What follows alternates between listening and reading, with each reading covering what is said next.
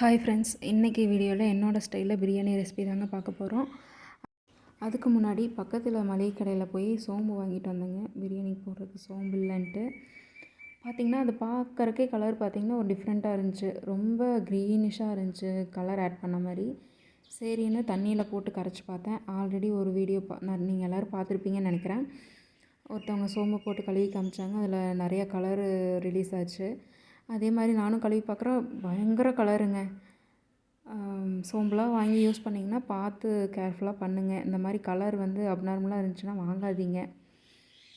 பயங்கர கலர் போச்சு. அப்புறம் வேறு வழியே இல்லாமல் அதை கழுவிட்டு தான் யூஸ் பண்ணேன். பாருங்கள் எத்தனை கலருன்னு. கழுவுனதுக்கப்புறம் கலர் அப்படியே டிஃப்ரெண்ட்டுங்க. நான் உங்களுக்கு கம்பேர் பண்ணி காட்டுறேன் பாருங்கள் எவ்வளோ டிஃப்ரெண்ட் இருக்குன்ட்டு. கழுவுனதுக்கப்புறம் எவ்வளோ கலர் போயிருக்குன்னு பாருங்கள். அது ப்ரௌன் கலரில் இருக்குது, பேக்கெட்டில் இருக்கிறது க்ரீன் கலரில் இருக்குது. இந்த மாதிரி வாங்கினீங்கன்னா பார்த்து யூஸ் பண்ணுங்கள். வாங்கும்போதே பார்த்து நல்லா இல்லைன்னா ரிட்டன் கொடுத்துருங்க. அப்புறம் அது கழுவி எடுத்துகிட்டு பிரியாணி செய்யறதுக்கு ஆரம்பிச்சிட்டேங்க. எண்ணெய் ஊற்றி சூடு பண்ணிவிட்டு இதில் பார்த்திங்கன்னா வெங்காயம், பச்சை மிளகா, கருவேப்பிலை எடுத்து வச்சுருக்கேன்.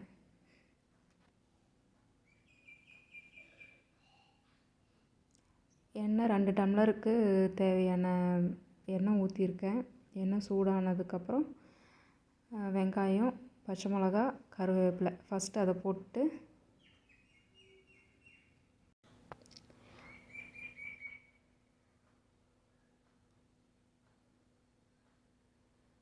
அதுக்கப்புறம் பட்டை, சோம்பு, கடல்பாசி, அன்னாச்சி பூ, ஏலக்காய் இருந்துச்சுன்னா போட்டுக்கோங்க, ரோஸ் பெட்டல் இது எல்லாத்தையும் போட்டுருங்க. வெங்காயம் போட்டதுமே இது போட்டுடலாம்.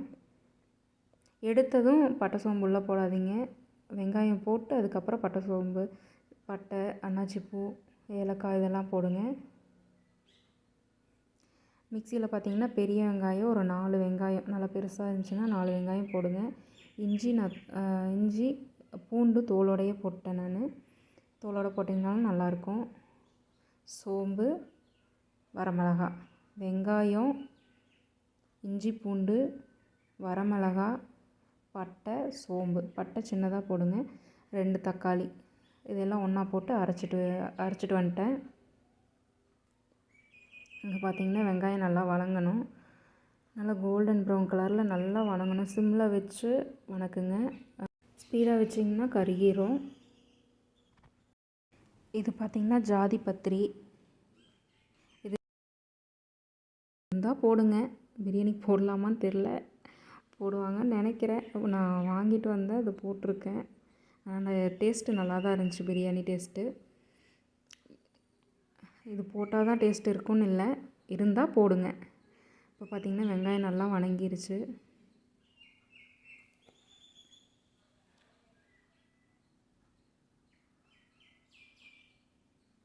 இந்த அளவுக்கு வதங்கணும் நல்லா.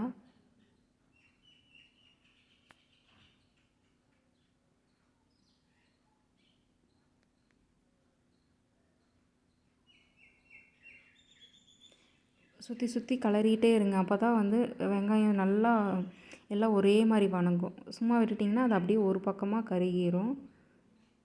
பார்த்திங்கன்னா அரைச்சது போட்டுட்டேன். கொஞ்சம் லைட்டாக தண்ணி ஊற்றி கரைச்சி ஊற்றிக்கோங்க. தேவையான அளவு உப்பு.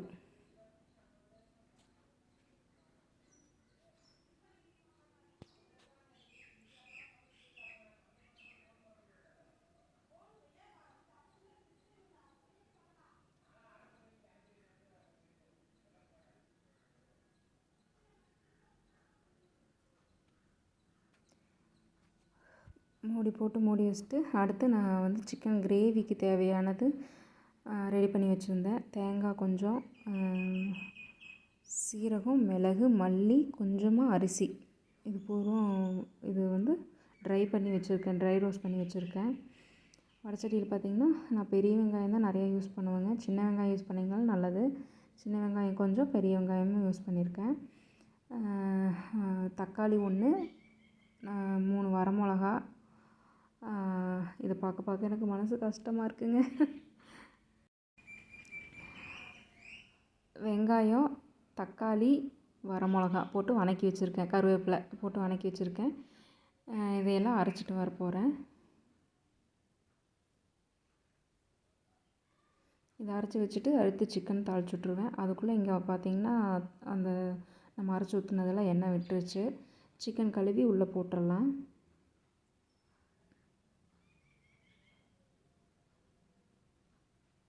அடி பிடிக்காமல் அப்பப்போ கிளறி விடணும், அதையும் செக் பண்ணிக்கோங்க.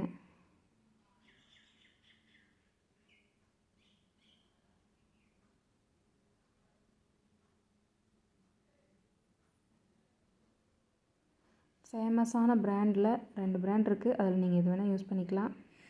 நிறைய பிராண்ட் இருக்குது. நான் அதில் ஒரு பிராண்ட் யூஸ் பண்ணுவேன். நேம் சொல்லாமான்னு எனக்கு தெரில. யூடியூப்பில் உங்களுக்கு தெரியும், ஃபேமஸான 2 பிராண்ட்னாவே அதில் தெரியும் உங்களுக்கு. அதில் ஒன்று யூஸ் பண்ணிக்கோங்க. பிரியாணி மசாலா ஒரு பாக்கெட் நான் போட்டிருக்கேன். இப்போ சிக்கன் கழுவி உள்ளே போட்டுக்கலாம். நான் கழுவி ஆல்ரெடி கிரேவிக்கு தனியாகவும் பிரியாணிக்கு தனியாகவும் பிரித்து வச்சுருந்தேன். அதில் இப்போ 2 டம்ளர் அரிசின்னா நல்லா 1/4 லிட்டர் டம்ளரில் 2 டம்ளர் போட்டிருக்கேன் நான். அப்போ ஒரு 3/4 கிலோ அளவுக்கு சிக்கன் போடுவேன் நான். அப்போ தான் டேஸ்ட் உங்களுக்கு நல்லாயிருக்கும். எந்த அளவுக்கு நம்ம அரிசி சேர்க்குறோமோ அந்தளவுக்கு சிக்கனும் சேர்த்துக்கணும். நான் செய்கிற அளவை தான் உங்களுக்கு சொல்லியிருக்கேன். சிக்கன் வேகறதுக்கு உண்டான உப்பும் போட்டு திரும்ப நம்ம கிளறி விட்டு மூடி போட்டு மூடி வச்சிடலாம். அந்த சிக்கன் நல்லா தண்ணி விட்டு அந்த தண்ணியிலேயே சிக்கன் வெந்துடணும்.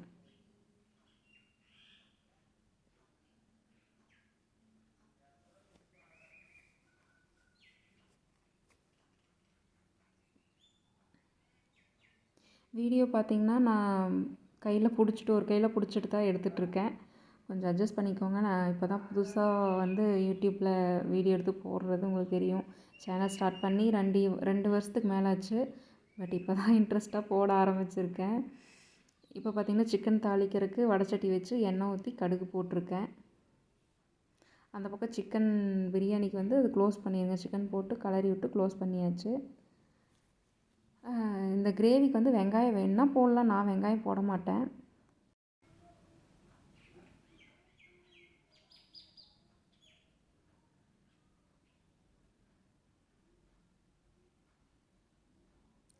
பிரியாணி கூட கொஞ்சம் சிக்கன் கிரேவி வச்சு சாப்பிட்டா எங்களுக்கு பிடிக்கும். அதனால தான் இந்த கிரேவி செய்கிறேன். அது இல்லாமல் நைட்டுக்கு பிரியாணி சாப்பிட மாட்டோம். அதனால் இந்த கிரேவி வச்சுக்கிட்டோம்னா நைட் இட்லி தோசை ஏதாவது செஞ்சு வச்சு சாப்பிட்டுக்கலாம். மஞ்சத்தூள் உப்பு போட்டு அதை ஒரு பரட்டி விட்டுட்டு க்ளோஸ் பண்ண வேண்டியது தான்.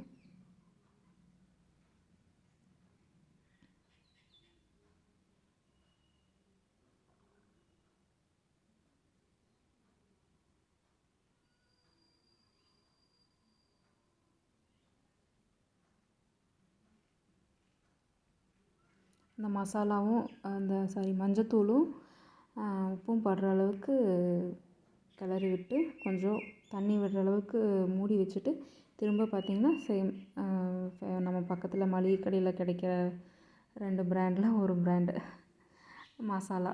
நான் சிக்கனுக்கு மட்டன் மசாலாவும் மட்டனுக்கு சிக்கன் மசாலாவும் யூஸ் பண்ணுவேன். அப்படி ஒரு வாட்டி ட்ரை பண்ணி பாருங்கள், ரொம்ப நல்லாயிருக்கும். இந்த பக்கம் பிரியாணி வெந்துட்டுருக்கு.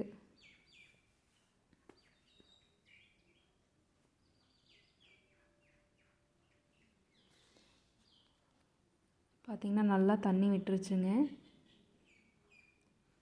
இப்போ இந்த டைமில் ப்ரெட்டில் இந்த சிக்கன் தொக்கு வச்சு சாப்பிட்டா ரொம்ப நல்லாயிருக்கும். நாங்கள் சாப்பிடுவோம். நீங்கள் சிக்கன் கிரேவியெல்லாம் வச்சு சாப்பிட்டா நல்லா இருக்காது. பிரியாணிக்கு செய்கிற அந்த தொக்கு இருக்கு இல்லைங்களா, அதையும் அதில் இருக்கிற சிக்கன் பீஸ் நல்லா வெந்ததுக்கப்புறம் அதை வச்சு சாப்பிட்டா ரொம்ப டேஸ்ட்டாக இருக்கும். என் பையனுக்கு அது ரொம்ப பிடிச்சிருந்துச்சி. சாப்பிடும்போது கூட இதே டேஸ்ட்டில் வரும்னு நினச்சிட்டு சிக்கன் கிரேவியை வச்சு சாப்பிட்ருந்தான் இலையில வச்சு. அந்தளவுக்கு டேஸ்ட்டாக இருந்துச்சு. குழந்தைங்களுக்கு கொடுத்து பாருங்கள், நீங்களும் செஞ்சு சாப்பிட்டு பாருங்கள். இப்போ இதில் பார்த்திங்கன்னா புதினா கொத்தமல்லி ஆட் பண்ணிக்கிறேன்.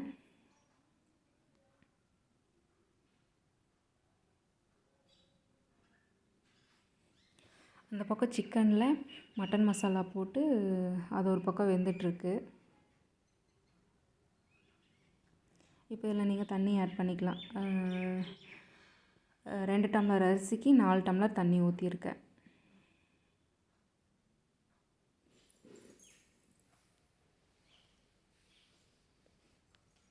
இது கொதி வரட்டுங்க. அதுக்குள்ளே இந்த பக்கம் பார்த்திங்கன்னா சிக்கன் நல்லா வெந்துருச்சு, எண்ணெய் விட்டுருச்சு. எண்ணெய் கொஞ்சம் நான் அதிகமாக ஊற்றிட்டேன், நீங்கள் கொஞ்சம் அளவாகவே ஊற்றிக்கோங்க. உப்பு பார்க்குறக்கு கொஞ்சம் நம்ம இந்த பழக்கம் உங்களுக்கு யார் யாருக்கெல்லாம் இருக்குதுன்னு சொல்லுங்கள். சிக்கன் வெந்துருச்சா உப்பு பிடிச்சிருச்சான்னு முன்கூட்டியே எடுத்து வச்சு டேஸ்ட்டு பார்க்குறதுல ஒரு அலாதிய சந்தோஷம் இருக்குது. அதுக்கப்புறம் அந்த மசாலாவும் உள்ளே கொட்டிட்டு இந்த பக்கம் கொதி வந்துருச்சு. அரிசி உள்ளே போட்டேங்க. கொதி வந்ததுக்கப்புறம் அரிசி போட்டு குக்கர் க்ளோஸ் பண்ணுங்கள். உப்பு காரம் பார்த்துட்டு இந்த பக்கம் சிக்கனுக்கும் தண்ணியை ஊற்றி அளவாக உங்களுக்கு தேவையான அளவு தண்ணியை ஊற்றி விட்டுட்டிங்கன்னா ரெடி ஆயிருங்க. பார்த்திங்கன்னா பிரியாணி ரெடி ஆயிருச்சு.